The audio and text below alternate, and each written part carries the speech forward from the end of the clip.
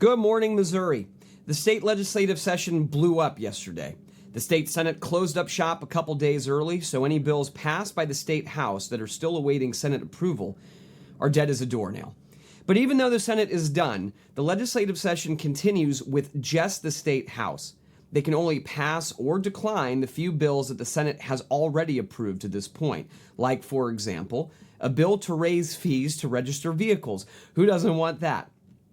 Why did the Senate take off early? Well, the Senate normally functions through debate and compromise. However, there is a procedure called moving the previous question, or a PQ for short, that ends debate and starts a vote on a bill. The PQ is used oftentimes in the House, but not so much in the Senate. The PQ requires enough senators to sign on to end debate.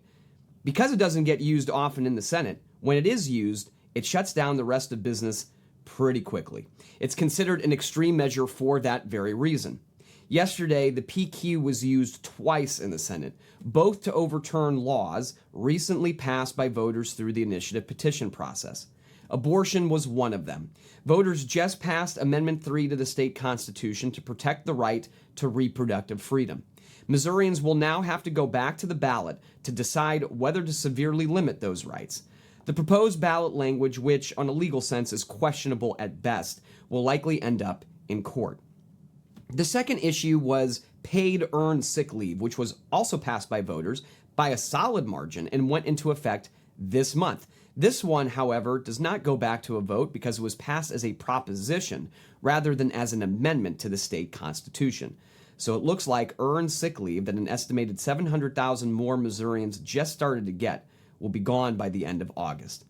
But since the Senate shut down debate, it couldn't get any more business done. A lot of bills died for all of this.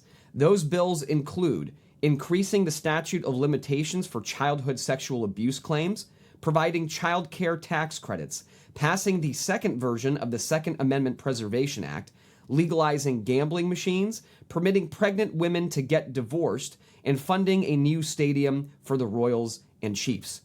While the governor or the legislature could call another session to get more work done at increased costs for taxpayers, most of these bills will have to wait until next year, showing just how much of a priority it is for Missouri's government to overturn the will of Missourians.